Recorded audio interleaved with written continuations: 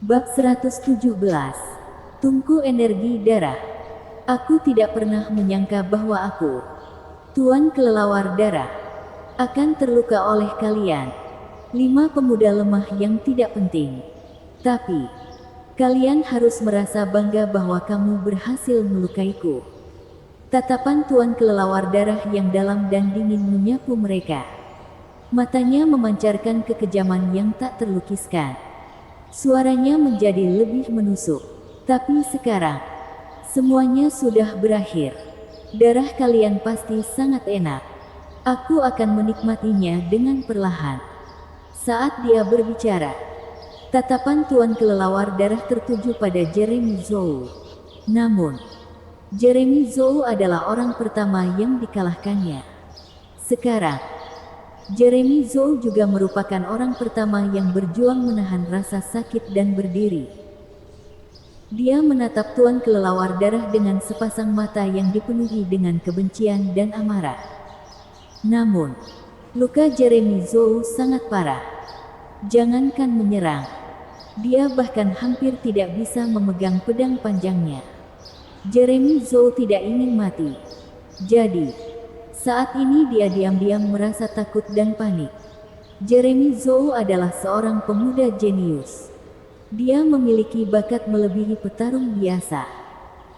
Pemuda itu ditakdirkan untuk mencapai tingkatan yang lebih tinggi dan menjadi petarung yang lebih kuat melalui usaha terus-menerus. Kekuatan Tuan Kelelawar Darah benar-benar mengerikan. Apalagi mengingat kondisinya yang masih terluka parah. Dalam situasi seperti itu, dia sudah membuat mereka berlima kewalahan dan putus asa. Di depannya, mereka berlima seperti anak kecil yang tak berdaya. Hati Jeremy Zhou dipenuhi dengan kemarahan dan ketakutan. Dia tahu bahwa mereka ditakdirkan untuk mati. Kecuali ada kejadian tak terduga. Mereka tidak hanya mengalami kematian biasa, tetapi kematian di mana darah mereka akan terkuras habis dari tubuh mereka. Pikiran tentang kematian semacam itu membuat Jeremy Zhou merinding. Akan tetapi, Jeremy Zhou memiliki harga diri seorang petarung. Sekalipun Jeremy Zhou tahu bahwa dia akan mati, dia tidak akan menyerah. Dia terus mengaktifkan teknik yang dia kuasai, mengumpulkan kekuatannya sedikit demi sedikit. Sekalipun dia tahu bahwa dia akan kalah, dia tetap harus melancarkan satu serangan terakhir. Serang. Suaranya serak, mirip ratapan terakhir. Jeremy Zhou melepaskan ledakan kekuatan terakhir dan mengayunkan pedangnya ke arah Tuan Kelelawar Darah yang saat ini berjalan menghampirinya. Serangan tersebut adalah serangan dengan napas terakhirnya. Akan tetapi, serangan tersebut bukan serangan terkuat darinya. Bagaimanapun, saat ini kekuatannya terlalu lemah. Sudah sekarat, tapi masih keras kepala. Tuan Kelelawar Darah mencibir. Dengan jentikan jarinya, dia membelokkan pedang panjang yang mendekat, membuat senjata itu terlepas dari genggaman Jeremy Zhou. Kemudian, dia langsung meraih bahu Jeremy Zhou dan menariknya mendekat. Tuan Kelelawar Darah membuka mulutnya, menunjukkan 4 taring tajam. Kemudian, dia menggigit leher Jeremy Zhou dengan kejam. Wajah Jeremy Zhou dipenuhi dengan kengerian dan dia meronta tanpa henti. Namun, karena lukanya yang parah, perjuangannya menjadi lemah. Pada kenyataannya, sekalipun Jeremy Zhou berada dalam kondisi prima, jika Tuan Kelelawar Darah menangkapnya seperti ini, dia tidak akan bisa membebaskan diri. 4 taring menusuk arteri karotis Jeremy Zhou. Tempat darah mengalir paling deras. Begitu taring itu menembus kulitnya, Jeremy Zhou segera merasakan darahnya terkuras, mengalir ke mulut Tuan Kelelawar Darah. Aura kehidupan di tubuh Jeremy Zhou perlahan-lahan mulai melemah. Kesadarannya menurun, jatuh ke jurang yang tidak akan pernah bisa dia hindari. Tubuhnya mengejang tak terkendali, seolah-olah dia mengalami guncangan yang keras. Wajahnya makin pucat dan matanya makin redup. Akhirnya, kepalanya tergeletak ke samping dan dia berhenti bernapas sepenuhnya. Tak lama kemudian, semua darah Jeremy Zhou dihisap hingga kering oleh Tuan Kelelawar Darah, meninggalkan mayat yang kering dan layu, seolah-olah sudah lama mati. Adegan ini kebetulan disaksikan oleh Andi Zhan, Dennis Xiao, dan Arthur Yi. Wajah mereka menjadi pucat, dipenuhi dengan keterkejutan dan kengerian. Meskipun mereka juga mengalami serangan balik dari Tuan Kelelawar Darah, luka mereka tidak separah Carson Chen. Apalagi, pedang Carson Chen telah melukai Tuan Kelelawar Darah dan membuatnya marah. Jadi, kemungkinan besar Tuan Kelelawar Darah akan melampiaskan amarahnya pada Carson Chen. Jika bukan karena pelat besi dan giok darah dalam yang melemahkan sebagian besar kekuatan internal Tuan Kelelawar Darah, serangan itu pasti akan membunuhnya seketika. Tidak hanya membuatnya pingsan. Selang beberapa saat, mereka bertiga kembali sadar dari keterkejutan mereka. Selain itu, sebagian kekuatan mereka telah pulih. Akan tetapi, sekarang mereka melihat Jeremy Zhou kehabisan darah dan mati tepat di depan mata mereka. Hal ini membuat mereka mengalami keterkejutan yang tak terlukiskan. Sangat menakutkan. Bagaimanapun, mereka masih sangat muda dan kehidupan mereka baru saja dimulai. Alam energi darah hanyalah langkah pertama bagi para petarung. Dengan bakat mereka, melangkah ke alam pelatihan kekuatan bukanlah hal yang sulit. Meskipun mereka telah mempertimbangkan kemungkinan kematian, keadaan ini benar-benar di luar dugaan mereka. Diiringi dengan bunyi gedebuk, Tuan Kelelawar Darah membuang mayat Jeremy Zhou yang kering dan lemas, membiarkannya berguling-guling di tanah sebanyak beberapa kali. Kemudian, tatapannya yang dalam kemudian tertuju pada Andi Zhan dan dua orang lainnya, membuat ketiga orang itu merinding. Rasa dingin menjalar dari tengkorak, tulang punggung, hingga akhirnya mencapai telapak kaki mereka. Keringat dingin juga membasahi seragam bodoh yang mereka kenakan. Siapa yang harus aku pilih sebagai korban kedua? Tuan Kelelawar Darah bertanya dengan sinis. Tatapannya menyapu mereka bertiga, menambah aura kematian yang begitu mengerikan. Setelah menyerap semua darah Jeremy Zhou, sepertinya luka-lukanya agak pulih. Suaranya bahkan menjadi lebih tajam. Tuan Kelelawar Darah hanya mengucapkan satu kalimat, tetapi wajah ketiga orang itu langsung berubah drastis. Pupil mata mereka menyusut, dipenuhi rasa takut yang luar biasa. Ketika pandangan Tuan Kelelawar Darah tertuju pada wajah Dennis Xiao, pemuda itu langsung berteriak, "Aku adalah anggota keluarga Xiao dari kota utama Martial Super. Ayahku adalah tetua kedua dari keluarga Xiao. Kalau kamu membunuhku, ayahku tidak akan pernah membiarkanmu begitu saja. Memangnya kenapa kalau kamu berasal dari keluarga Xiao?" Tuan Kelelawar Darah terkekeh. "Karena kamu berkata seperti itu, mari kita mulai denganmu." Begitu menyelesaikan kalimat tersebut, sosok Tuan Kelelawar Darah melesat seperti kelelawar di malam hari. Dia tiba-tiba muncul di depan Dennis Xiao. Tangannya berubah menjadi cakar, mencengkeram bahu Dennis Xiao dan mengangkatnya dengan paksa. "Mati kamu!" Dennis Xiao mengumpulkan seluruh energi di tubuhnya. Kemudian, dia menyalurkan semua kekuatannya yang telah pulih ke telapak tangan kanannya. Telapak tangannya menjadi merah dan dia menyerang dahi Tuan Kelelawar Darah dengan keras. Meskipun serangan ini tidak sekuat kekuatan penuhnya, serangan itu tetap membawa kekuatan dan kecepatan yang luar biasa. Jika tepat sasaran, Tuan Kelelawar Darah mungkin tidak akan terluka, tetapi dia pasti akan merasa pusing. Tuan Kelelawar Darah telah melewati pertarungan yang tak terhitung jumlahnya. Dennis Xiao tidak mungkin mengalahkannya dengan mudah. Tuan kelelawar darah tidak memedulikan serangan Denis Xiao. Cakarnya yang mencengkeram bahu Denis Xiao tiba-tiba menegang. Jari-jarinya yang tajam menembus daging pemuda itu. Tampak seperti pisau tajam yang merobek daging. Rasa sakit yang hebat membuat tubuh Denis Xiao bergetar. Serangan yang dia lancarkan juga menjadi lemah. Denis Xiao langsung menjerit kesakitan. Tubuhnya kejang, kakinya menendang, dan tangannya mencakar tak terkendali. Seiring dengan berjalannya waktu, tubuhnya makin lemah. Darahnya langsung mengalir ke tubuh tuan kelelawar darah. Melarikan diri. Andi Zan dan Arthur Yi saling berpandangan. Tanpa keraguan sedikit pun, mereka segera mengerahkan seluruh kekuatan yang telah mereka kumpulkan.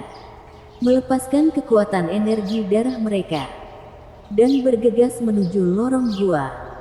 Prioritas mereka adalah melarikan diri dari gua ini. Mungkin ada peluang tipis untuk bertahan hidup. Jika mereka tetap tinggal, mereka akan mengalami nasib yang sama seperti Jeremy Zhou dan Denis Xiao. Mereka akan kehabisan darah dan mati dengan cara yang menyedihkan. Sementara itu, mereka percaya bahwa Carson Chen sudah mati. Selain itu, mereka tidak memiliki hubungan dekat dengannya. Pada saat kritis antara hidup dan mati seperti ini, semua orang hanya akan memikirkan keselamatan mereka sendiri. Bahkan dalam kondisi prima sekalipun, mereka akan kesulitan untuk melarikan diri dari cengkeraman tuan kelelawar darah. Sebelum mereka bisa mencapai pintu masuk gua, bayangan gelap melesat disertai dengan suara lolongan. Mereka berdua langsung mengelak. Sesaat kemudian, mereka menyadari bahwa bayangan itu adalah mayat Denis Xiao. Mayat pemuda itu benar-benar kehabisan darah dan layu, seperti mayat yang sudah lama mati. Andi Zan dan Arthur Yi langsung dipenuhi dengan rasa takut dan ngeri. Kalian tidak akan bisa melarikan diri. Suara tajam tuan kelelawar darah bergema di telinga mereka pada saat yang bersamaan. Ayo, lawan dia. Andi Zan berteriak dengan keras. Dia kembali mengaktifkan teknik darah angkara untuk meningkatkan kekuatan mereka di saat-saat kritis ini. Arthur Yi mengikutinya.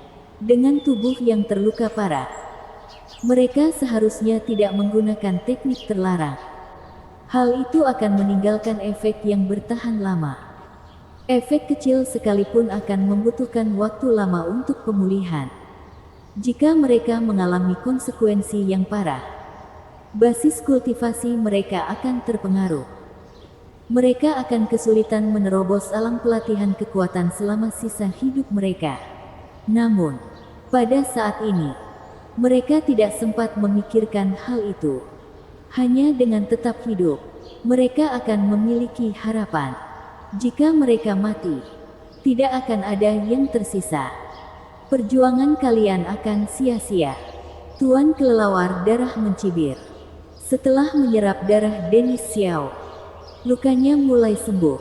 Makin banyak luka yang sembuh, makin banyak kekuatan yang bisa dia manfaatkan. Kekuatannya juga akan menjadi lebih besar. Andi Zan dan Arthur Yi mengerahkan kekuatan penuh mereka dan menyerang. Namun, mereka langsung terkena cakar tuan kelelawar darah. Mereka jatuh seperti karung pasir yang tertutup debu. Keadaan mereka sangat menyedihkan. Luka mereka makin parah dan mereka tidak bisa bangun. Setelah menyerap darahmu, lukaku akan sedikit sembuh, kata tuan kelelawar darah. Dia bisa merasakan bahwa Carson Chen masih hidup. Ini adalah hal baik. Bagaimanapun, darah orang mati tidak menarik baginya. Selain itu, darah orang mati tidak akan menguntungkannya sama sekali. Namun, tuan kelelawar darah tidak tahu bahwa pada saat ini, Carson Chen sedang mengalami transformasi. Jika dia menyerang sekarang dan menguras darah Carson Chen sepenuhnya, Carson Chen tentu saja akan mati. Beberapa saat lalu, Cakar Tuan Kelelawar Darah hendak menggali jantung Carson Chen. Akan tetapi, serangan itu diblokir oleh kunci yang digunakan untuk membuka ruang batu di dinding gunung. Kemudian, sebagian kekuatan internal Tuan Kelelawar Darah dilemahkan oleh baju sirah dalam dan giok darah dalam. Ketika menyentuh kulit tembaga, kekuatan internal Tuan Kelelawar Darah makin melemah. Lalu, ketika menyerbu ke jantung Carson Chen, kekuatan itu bertabrakan dengan kekuatan pedang sejati yang tangguh. Kekuatan pedang sejati menghancurkan serangan tersebut dan hanya menyisakan sedikit kekuatan internal. Jantung yang ditempa oleh keterampilan surgawi mutlak pedang sejati sama tangguhnya dengan petarung alam energi darah tingkat ke-9. Jika mengalami serangan, paling-paling dia hanya akan terluka ringan dan tidak sadarkan diri. Ketika pingsan, kekuatan internal Tuan Kelelawar Darah berhasil menembus giok darah dalam. Pada akhirnya, giok darah dalam ikut terpengaruh. Energi darah murni langsung memuncak secara ekstrim. Energi darah mengalir mengikuti jalur energi internal dan melonjak ke tubuh Carson Chen dengan dahsyat, seolah berniat menghancurkan jantungnya.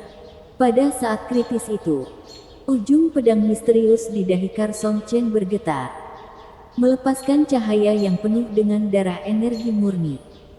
Energi tersebut langsung mengaktifkan keterampilan surgawi mutlak pedang sejati. Energi darah berubah menjadi pedang yang sangat tajam. Kecepatannya seperti kuda yang berlari kencang, beredar berulang kali mengikuti jalur sirkulasi besar. Energi tersebut terus meningkatkan kultivasinya yang telah mencapai puncak tingkat ke-8 alam energi darah dan mendorongnya secara ekstrim. Darah energi murni yang melonjak dalam sekejap memiliki kekuatan yang luar biasa. Kecepatan sirkulasi energi darah meningkat, menjadi lebih padat, dan akhirnya perlahan-lahan menyusut. Dengan setiap kontraksi, kekuatan energi darah tampaknya menjadi lebih terkonsentrasi. Transisi dari tingkat ke-7 ke tingkat ke-8 alam energi darah adalah transformasi dari sirkulasi kecil ke sirkulasi besar. Organ dalam, tulang, otot, dan sel-sel di dalam tubuh menjadi makin kuat. Transformasi tersebut adalah proses penguatan internal. Meskipun proses tersebut tidak dapat menembus batasan fisik, transformasi itu membuat tendon, tulang, dan sel-sel di tubuh manusia menjadi lebih keras dan lebih tangguh. Seorang petarung akan memiliki daya tahan yang lebih besar. Transisi antara tingkat ke-8 dan ke-9 alam energi darah adalah transformasi dari sirkulasi besar ke tungku energi darah. Transformasi ini adalah proses penguatan eksternal ke internal yang mendorong tubuh manusia ke batas yang sebenarnya. Kekuatan tersebut mengalir sebanyak beberapa kali. Pada akhirnya, semua energi darah di tubuh Carson Chen menyatu hingga batas ekstrim. Energi tersebut terkonsentrasi di bawah jantung dan membentuk-bentuk sebuah tungku. Tungku tersebut memancarkan panas yang membakar, seolah memanggang jantung. Dek, dek, dek, dek, dek, dek.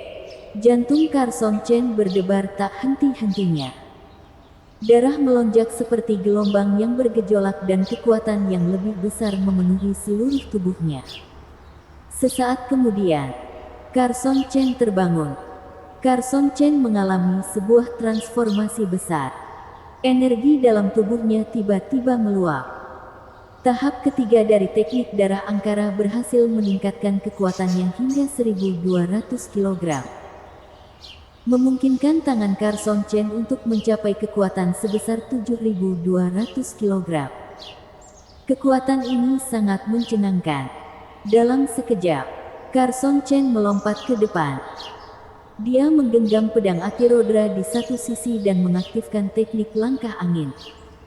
Dengan kecepatan ekstrim, dia mengambil langkah sejauh 10 meter.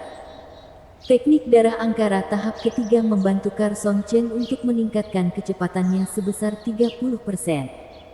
Saking cepatnya, dia akan terlihat seperti bayangan ilusi. Teknik pedang cahaya langit dan bayangan awan. Serang. Diikuti dengan teriakan keras. Niat membunuh Carson Chen tampaknya makin dominan. Cahaya yang sangat terang dan kuat meledak di udara, memenuhi seluruh gua.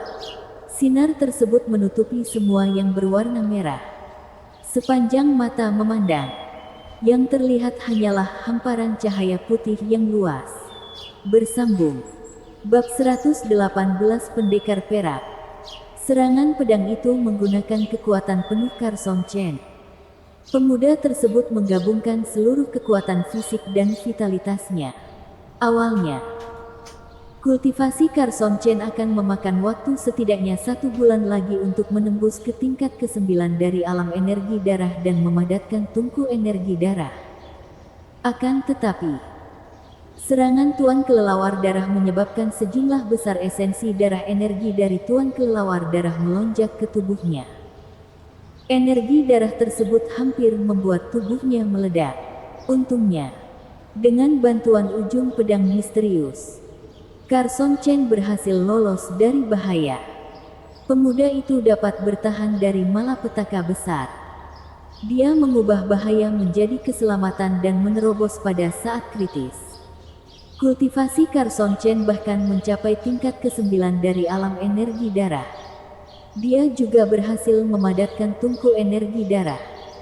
Kekuatan yang terkandung dalam energi darah melonjak, memperkuat tubuhnya hingga berkali-kali lipat.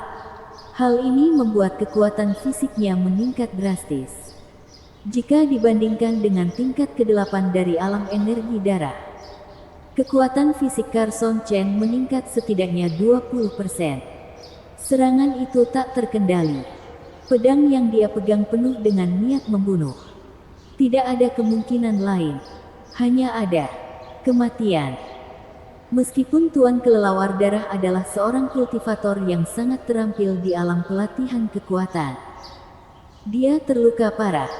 Di sisi lain, pedang Carson Chen sangat kuat.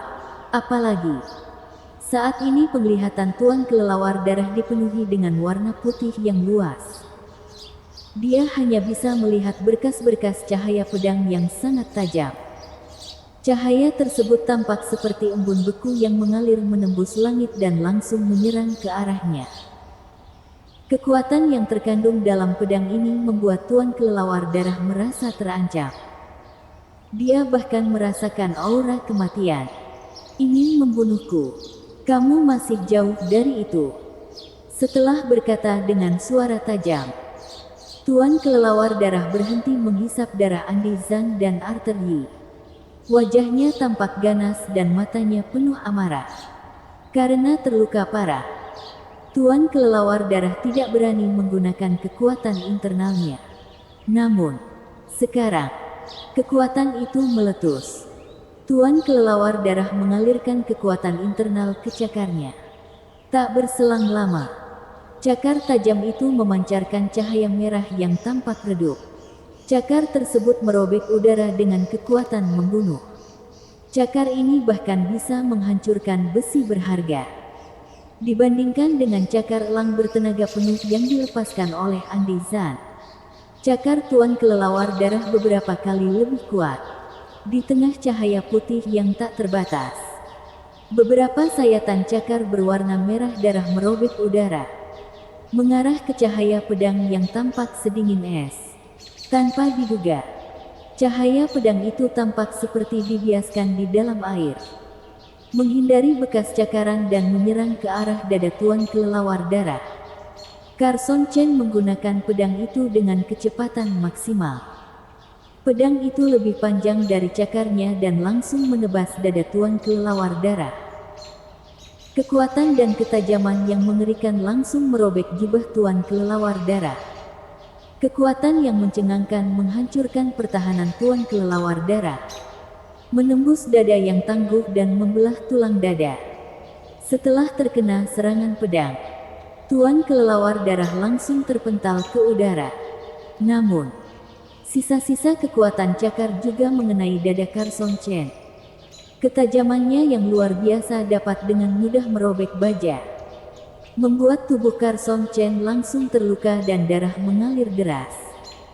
Sekalipun Carson Chen mengenakan kulit perunggu tahap pertama yang ditempa melalui keterampilan pelatihan tubuh, dia tetap terkena imbas serangan tersebut. Di bawah ancaman kematian, Carson Chen mengumpulkan seluruh energi darah yang telah pulih. Dia nyaris tidak bisa mengaktifkan teknik membelah bayangan tingkat sempurna dan langsung mengelak ke samping. Jika energi darah seorang petarung tidak mencukupi, tetapi dia nekat menggunakan teknik membelah bayangan tahap sempurna, petarung tersebut pasti akan mengalami luka dalam. Saat ini, Carson Chen menyemburkan seteguk darah. Akan tetapi, luka yang dia alami saat ini jauh lebih baik daripada tercabik-cabik oleh kekuatan cakar. Tuan kelelawar darah terpental mundur. Sebuah luka pedang bersarang di dadanya, memanjang dari bahu ke pinggang. Luka itu cukup dalam dan memperlihatkan tulangnya. Darah menyembur keluar dalam jumlah besar. Siluman kelelawar itu jatuh ke dalam genangan darah dan memercikkan cairan merah pekat ke udara. Ha. Carson Chen terengah-engah. Dadanya naik turun, sembari berusaha menenangkan diri. Pemuda itu menggunakan pedangnya untuk menopang dirinya di tanah. Pertarungan ini sangat mendebarkan. Serangan pedang barusan melampaui kekuatan Carson Chen biasanya. Selain menggunakan kekuatan yang luar biasa, Carson Chen juga mendapatkan pengalaman untuk bertarung dengan musuh yang tangguh. Sekarang, setelah merasa tenang, Carson Chen tidak hanya merasakan kelelahan fisik, tetapi juga semacam kehampaan spiritual. Dia lelah, sangat lelah. Saat ini, dia hanya ingin berbaring dan tidur, tidak mau memedulikan apapun. Namun, dia tidak bisa melakukan hal itu. Serangan pedang itu mungkin tidak akan bisa membunuh tuan kelelawar darah. Paling-paling, pedang itu hanya akan melukainya. Seorang kultivator di alam pelatihan kekuatan yang terluka tetap tidak boleh diremehkan. Ayo, kita pergi, Carson Chen berseru. Dia melangkah maju dan menuju pintu masuk lorong gua. Andi Zhang dan Arthur Yi tersentak kaget. Tubuh mereka bermandikan keringat dingin dan sangat lemah. Akan tetapi, mereka masih bertahan. Mereka harus meninggalkan tempat ini. Mereka bertiga tidak memiliki waktu untuk memedulikan mayat Jeremy Zhou, Dennis Xiao, dan ketiga petarung dari Sekte Monster Hitam. Kalian, tidak ada yang bisa melarikan diri. Sebuah suara penuh amarah bergema di seluruh gua. Suara tersebut sangat menakutkan, membuat Carson Chen dan yang lainnya bergidik ngeri. 3 panah darah ditembakkan ke udara. Anak panah itu memiliki kekuatan mengerikan yang bisa menghancurkan batu. Cepat, menghindar. Mereka bertiga langsung berlari ke depan, nyaris menghindari serangan itu. Tanah dan dinding gua hancur, meninggalkan sebuah cekungan seukuran kawah. Tuan kelelawar darah bangkit dari genangan darah, tetapi kecepatannya jauh lebih lambat dari sebelumnya. Setelah berguling-guling di tanah, Carson Chen dan yang lainnya bergegas ke lorong. Ketiga orang itu mengerahkan seluruh kekuatan mereka dan berlari dengan putus asa. Mereka tidak peduli jika luka mereka makin parah. Selama mereka bisa bertahan, mereka akan mencari cara untuk pulih. Mereka merangkak dan berguling ke depan. Ketika tuan kelelawar darah yang hanya mengenakan cawat kulit binatang mendarat di tanah, dia langsung mengejar mereka. Mereka bertiga bisa melihat luka pedang yang panjang dan dalam di dadanya. Darah berhenti mengalir dan luka pedang lainnya terlihat di punggungnya. Luka itu tampak berkilau dengan cahaya keperakan, memancarkan ketajaman yang mencengangkan. Tubuh tuan kelelawar darah penuh dengan luka. Namun, yang paling mencolok adalah luka pedang di punggungnya. Jika dibandingkan dengan luka di dadanya yang memanjang, Luka di punggung itu membentuk sayatan silang. Carson Chen dan yang lainnya bergegas keluar dari gua gunung. Namun, ketika mereka baru berlari beberapa langkah, Tuan Kelelawar Darah mengejar mereka. Tuan Kelelawar Darah sudah terluka parah. Kemudian, hantaman dari pedang Carson Chen membuat lukanya makin parah. Oleh karena itu, Tuan Kelelawar Darah tidak bisa menggunakan seluruh kekuatan fisiknya. Akan tetapi, di mata Tuan Kelelawar Darah, Carson Chen dan yang lainnya sudah terpojok. Kenyataannya memang seperti itu. Aura kematian menyelimuti Carson Chen dan teman-temannya. Meskipun Tuan Kelelawar Darah menderita luka berat, kecepatannya melampaui mereka. Tuan Kelelawar Darah mendekat dengan gesit dan kekuatannya juga lebih unggul dari mereka. Kalian bersembunyi di sini. Ya, aku sudah mencari kalian untuk waktu yang lama. Tuan Kelelawar Darah melompat dan menerkam ke arah Carson Chen. Cakarnya siap mencengkeram leher pemuda itu. Pada saat yang bersamaan, suara dingin dan tenang bergema di udara, membuat ketiga pemuda itu bergidik ngeri. Cahaya pedang perak menembus udara, melesat ke arah mereka. Kamu. Wajah Tuan Kelelawar Darah berubah drastis. Dia mengeluarkan teriakan ketakutan yang tajam. Dia mengabaikan Carson Chen dan mengarahkan cakarnya ke arah cahaya pedang perak.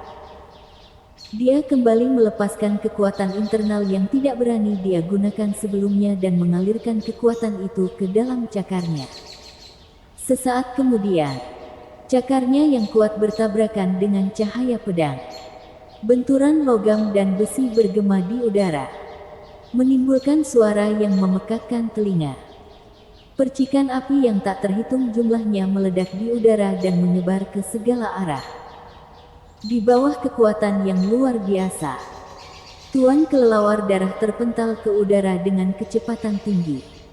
Setelah mendarat dengan acak-acakan, dia langsung berguling dan bergegas berdiri.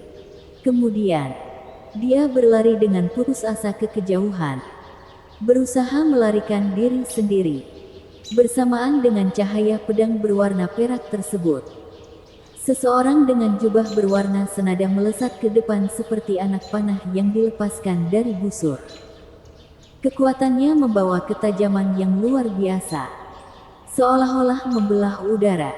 Dalam sekejap, sosok itu melewati Carson Chen dan yang lainnya, membawa embusan angin pedang yang menakjubkan. Angin tersebut membuat rerumputan dan pepohonan bergoyang. Pendekar pedang perak, kamu tidak boleh melewati batasan. Tuan Kelelawar Darah menoleh dan berteriak dengan tegas. Saat ini, wajahnya penuh dengan rasa takut. Aku akan membunuhmu dan kamu pantas mati. Suara sosok yang mengenakan jubah perak itu terdengar dingin. Transformasi monster. Dalam keputusasaan, Tuan Kelelawar Darah mengeluarkan seluruh kekuatannya dan berubah. Dia segera bertransformasi dan berubah menjadi sosok setengah manusia, setengah kelelawar. Auranya tiba-tiba meningkat. Akan tetapi, transformasinya bukan untuk melawan pendekar pedang perak sampai mati. Kali ini, dia bertransformasi untuk melarikan diri. Sebuah selaput tumbuh di tubuh bagian atasnya, tepatnya di bawah lengannya. Selaput tersebut menyerupai sayap kelelawar. Dengan sebuah penutup, dia terbang ke udara, meningkatkan kecepatannya secara signifikan. Darah monster yang telah menyatu dengan Tuan Kelelawar Darah adalah sejenis kelelawar pengisap darah. Setelah bertransformasi, meskipun dia tidak bisa terbang seperti kelelawar pengisap darah sungguhan, dia bisa melesat dalam waktu singkat dan dengan kecepatan tinggi. Di masa kejayaanmu, kamu mungkin bisa melarikan diri. Tapi, sekarang hanya ada kematian. Suara dingin dan acuh tak acuh dari pendekar pedang perak bergema sekali lagi. Suara itu tegas dan tajam, menusuk seperti pedang yang tak terlihat. Carson Chen dan dua pemuda lainnya hanya bisa melihat sekilas. Saat ini, sosok perak itu seolah menyatu dengan cahaya pedang. Terlalu cepat untuk diikuti. Tusukan pedang itu menembus udara, melintasi jarak lebih dari 10 meter dalam sekejap. Cahaya pedang keperakan yang sangat terang itu tampaknya mampu menembus gunung, membuat Carson Chen dan yang lainnya sangat terkejut. Saat ini, mata mereka terbuka dan tertusuk oleh cahaya pedang itu. Tuan kelelawar darah menjerit sengsara saat dia tertusuk dari belakang. Tubuhnya jatuh dari langit dan mendarat di tanah. Dia hanya bisa meratap kesakitan. Kekuatan menakutkan yang terkandung dalam satu pedang itu mendatangkan malapetaka di dalam tubuhnya, menyebabkan tingkat kehancuran yang lebih dalam. Saat ini, Tuan kelelawar darah bernasib sial. Ketika melihat bahwa kultivasi pendekar pedang perak tidak kalah dengan kultivasinya, Tuan kelelawar darah mengincar pendekar tersebut. Dia berniat untuk menyerap darah orang itu demi meningkatkan kultivasinya sendiri. Namun, kekuatan lawan sangat tangguh. Kemudian, setelah pertempuran sengit, Tuan kelelawar darah akhirnya terluka parah. Dia bahkan harus melakukan transformasi monster dan melarikan diri. Dia telah melarikan diri, tetapi pendekar pedang perak berhasil menyusul. Enyahlah ke neraka.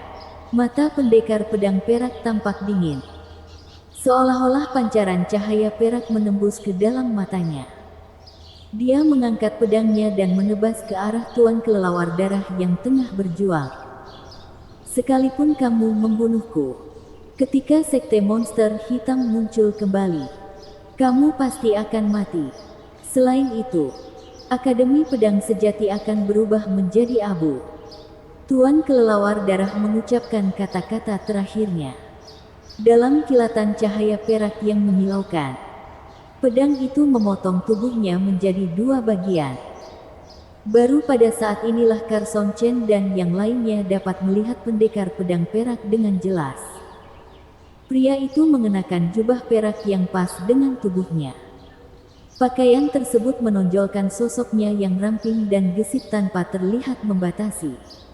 Jubah perak tersebut terlihat begitu tangguh dan elegan, seolah-olah memang dirancang khusus untuk para petarung pedang. Rambut pria itu hitam legam dan mahkota perak bertahta di atas kepalanya. Fitur wajahnya sangat tegas, seolah diukir dengan pisau. Matanya tampak tenang dan dingin. Bibirnya yang mengerucut memancarkan kekuatan. Tatapannya menyapu Tuan kelelawar darah, kemudian mendarat pada dodok Carson Chen dan yang lainnya. Aura dingin di matanya dan ketajaman yang dia tunjukkan sebelumnya membuat Carson Chen dan yang lainnya tidak bisa bergerak. Seolah-olah tiga pedang tak terlihat tergantung di atas kepala mereka. Aura pendekar tersebut membawa rasa takut yang tidak bisa dijelaskan. Untungnya, pendekar pedang perak ini bukanlah musuh mereka. Dia menarik pandangannya setelah menatap mereka bertiga secara sekilas. Dia bahkan tidak mengucapkan sepatah kata pun. Sosoknya melesat di udara, kemudian berubah menjadi seberkas cahaya perak dan langsung menghilang dari pandangan mereka. Beberapa saat kemudian, dia pergi. Baru pada saat itulah mereka bertiga menghela napas lega. Mereka merasa tubuh mereka bermandikan keringat dingin. Mereka tidak berani bersantai dan buru-buru mengeluarkan pil tenaga esensi, pil darah monster, dan pil lain yang bisa mengembalikan tenaga mereka. Ketiga pemuda itu berusaha memulihkan kekuatan fisik dan vitalitas mereka sebanyak mungkin. Kemudian, mereka mengeluarkan pil rumput untuk mengobati luka dalam mereka. Pil-pil tersebut diberikan kepada mereka untuk menyelesaikan misi ini. Mereka tidak perlu mengeluarkan uang mereka sendiri. Ini merupakan salah satu manfaat menjadi ketua murid senior.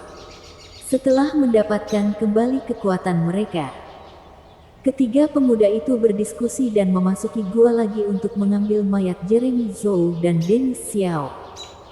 Meskipun keluar bersama untuk menjalankan misi, mereka berdua berakhir dengan kematian yang tragis. Mereka berdua adalah siswa yang berbakat. Jadi, mereka bertiga harus membawa jasad Jeremy Zhou dan Dennis Zhou kembali. Dengan begitu, keluarga mereka bisa menguburkan mereka dengan tenang. Ketiga pemuda itu juga mengumpulkan potongan jasad Tuan Kelelawar Darah. Jasad itu menjadi bukti bahwa mereka telah menyelesaikan misi yang mereka terima.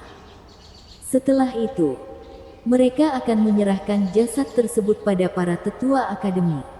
Pada saat yang bersamaan, mereka ingin memberitahu Akademi Seni Bela Diri Seven Glory tentang kemunculan kembali petarung Sekte Monster Hitam. Bagaimanapun, hal ini bukan masalah sepele. Bersambung.